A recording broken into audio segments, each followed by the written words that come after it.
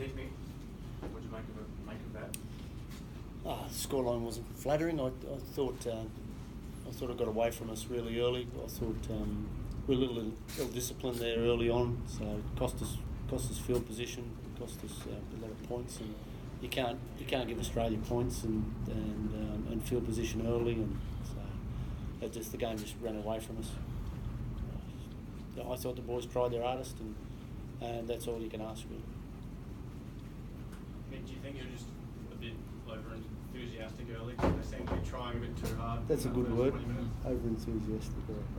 I think we just give away a couple of stupid penalties, and I thought we were nice and aggressive, but it just overcooked it a little bit, and just against Australia, just giving them those easy moves off the back of penalties was just cutting our own throats. So it was no good. What was the message at half time, Mick?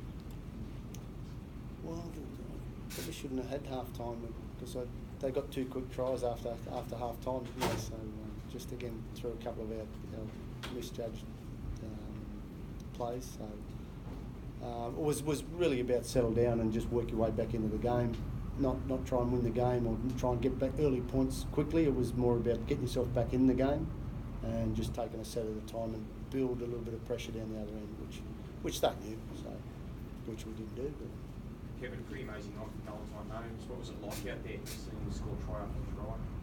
Yeah, mate. Obviously, on being on the opposite side of that, it's not, you don't want to be on that side. But like Mick said, man, I'm just so proud of the boys' effort. Even though they kept scoring, the effort was always there, and the boys never gave up. Like I said, for us, it was just it's a great campaign for us, making the semi-final 3 years in a row. But the only way we're going to get better is being challenged by the bigger teams. If we're not getting much test matches, it's always going to be a big scoreline like that. So continually being open to playing more test matches like that will only make the small nations better. I feel if we keep playing Australia like that, the scorelines are going to definitely close. Mick, what is it now for you and going for Fiji Quantity? what is the after this World Cup? What's going to happen? Or do you start? Or?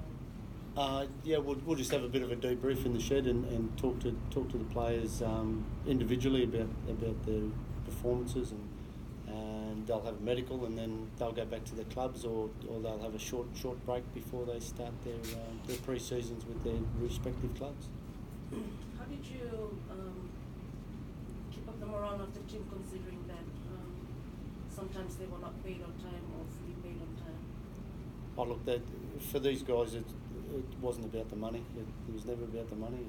It's about playing for their country and Fiji Badi, and they've been very willing to do whatever the coaching staff wanted, and as far as they wanted to perform on the field. So that was a secondary thing as far as they were concerned. That was just part of what goes on in the other part of being off the field. But as far as training and playing and their morale for playing the game and applying themselves has been 100%. Mick, how much have you seen Kevin grow as a leader since, I guess, the beginning of this campaign to where you are now? How much has Kevin really grown in?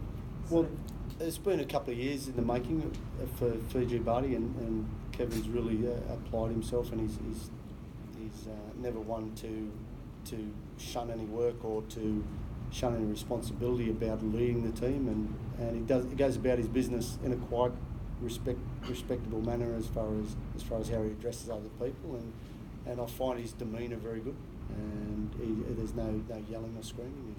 He's a leader that you want, I think, at the front. Can you see anyone beating Australia, or are they too good? England might be a chance. I watched the game closely in round one, but yeah, they're fast and they're good, and if you make a mistake, as you've seen tonight, they make you pay. And I was very impressed with what they had tonight. They were good.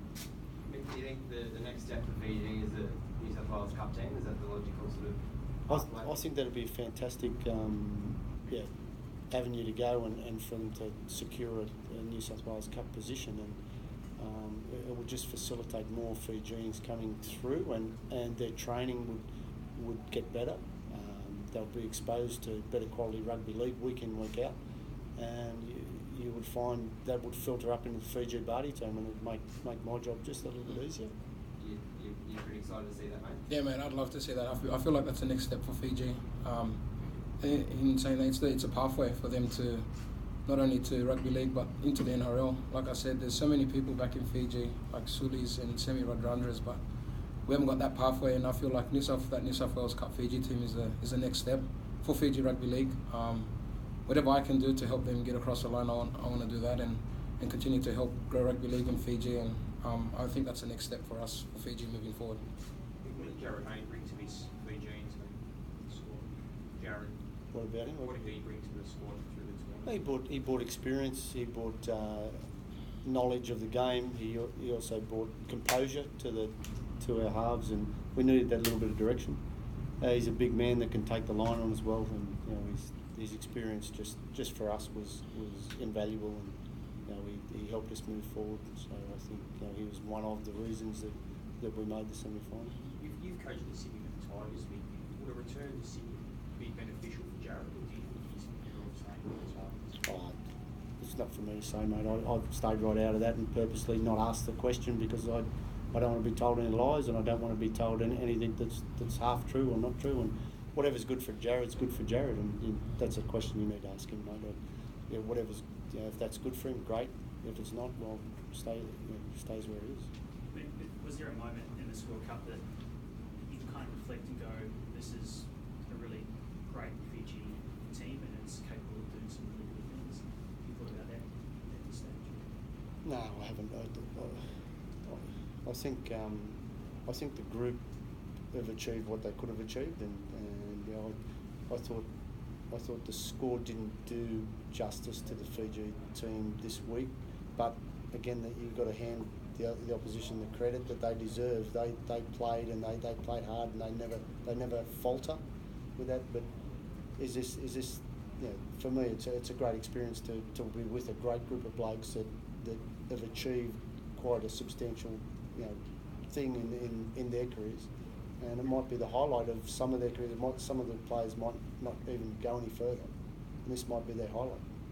But going forward, do you know how many tests you have next year? No, I don't know. I don't know. Is that bad? Like, is that bad for future Fijian rugby league to improve in that kind of thing? Yeah, I haven't looked at the schedule, mate. Like the World Cup, I didn't look any further than the round games. So I knew there was a quarter final after it, and I wasn't interested in who we played until we got there. So for me to be looking that far forward, so I've got a job to do at Newcastle. I'll address that first, and as the season gets on, I'm sure I'll be informed on where the schedule is. What would you like to see for Fiji, though? What would you like to see in the future for international rugby league? Well, as Kevin said, it'd be great to be playing first tier teams a little bit more, but how hard the game is, I understand as far as that club level, and clubs are reluctant to release their players to play in test matches because it's not the core of the NRL, I suppose, and there's a bit of a tug of war on the players, and also they need a break as well. So having a World Cup every 4 years is okay, but again having test matches, again I can see the merit, but I can also understand the players suffering from just having to play quite a lot of footy when the game is just at the top. It's hard. It's very tough to keep backing up. Give just a message to the fans, Mick. Yeah. We've just been overwhelmed with the support, like I said, from here, from Fiji and around the world. It's been unreal. I want to thank them. The messages we've been receiving from all the players and like families and friends has just been unreal. I've never experienced anything like it before. It's just been great to see how passionate the Fijian people are, and it just rubbed off on us. Like I said, I'm not afraid to show my emotion. I wear my heart on my sleeve, and I've just been overwhelmed, and that's why I'm so proud to represent Fiji and wear that jersey with pride. Thanks, guys. Thank you.